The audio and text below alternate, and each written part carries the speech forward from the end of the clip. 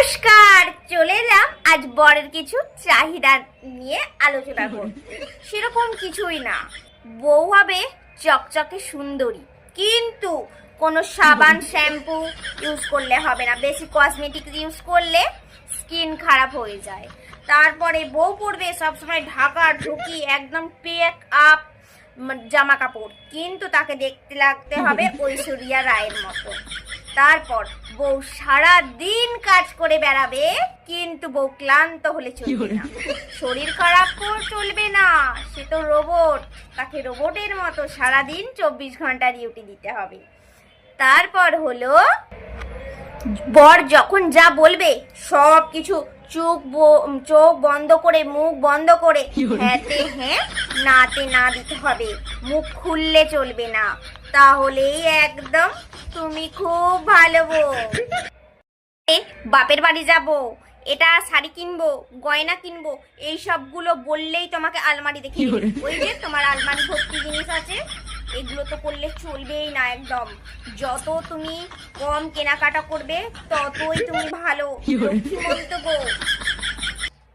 বুড়ো হবে, কিন্তু বউ বুড়ো হলে চলবে না, বউকে থাকতে হবে একদম টিপ টপ ফিটফাট, একদম জিরো প্যাক, ঠিক আছে?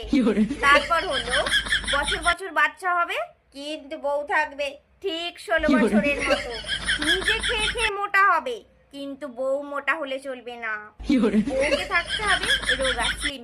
না না, আবার বেশি স্লিম হলেও বলবে প্যাকার মতো লাগছে, ভালো লাগছে না, মানে মোটাও না রোগাও না, ঠিক মাঝামাঝি থাকতে হবে, বুঝেছো?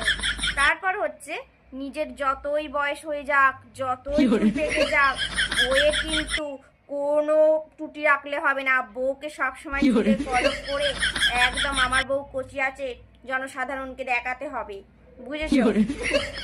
তারপরে বরের প্রিয় খাবারগুলো, সেগুলো হলো উপকারীর খাবার, যতই তেল মশলা যুক্ত যাই হোক, বর যেগুলো বলবে সেগুলোই হচ্ছে প্রিয় খাবার, সেগুলোই মেনে নিতে হবে।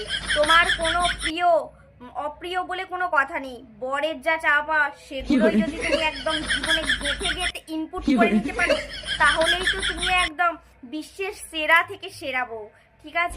আর তুমি যতই ভালো রান্না করো না কেন, সেই অমুকের বউ ভালো রান্না করে, তমুকের বউ ভালো রান্না করে, এটা তো তোমায় শুনতেই হবে। এসব শুনে শুনে যত সহ্য করতে পারবে, ততই তোমার বিবাহিত জীবন সুখের সাগরে ভেসে যাবে। কি বন্ধুরা, ঠিক বললাম তো? বরের যে চাহিদাগুলো, আমি কি ভুল বললাম? তোমরা যে যে সংসার করছো, আমার এই কথাগুলো একটু তোমাদের জীবনের সঙ্গে মিলল কি জানিয়ে যেও।